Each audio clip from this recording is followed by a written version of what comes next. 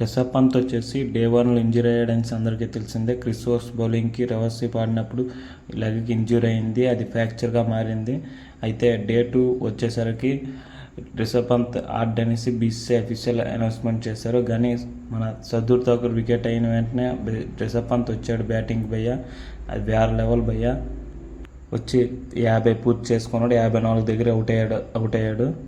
మళ్ళీ పంత్ వచ్చేసి సెకండ్ ఇన్నింగ్స్లో బ్యాటింగ్ చేయడానికి అవకాశం ఉంది. కీపింగ్ అయితే త్రూ జూల్ చేస్తాడు. దీంతో రిషబ్ పంత్ వచ్చేసి 2 months రెస్ట్ తీసుకోవాలి.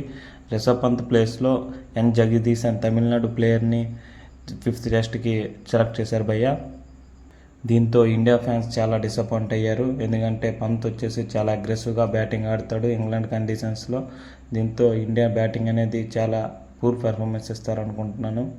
మరిన్ని వీడియోస్ చేయాలంటే please subscribe, like and my channels.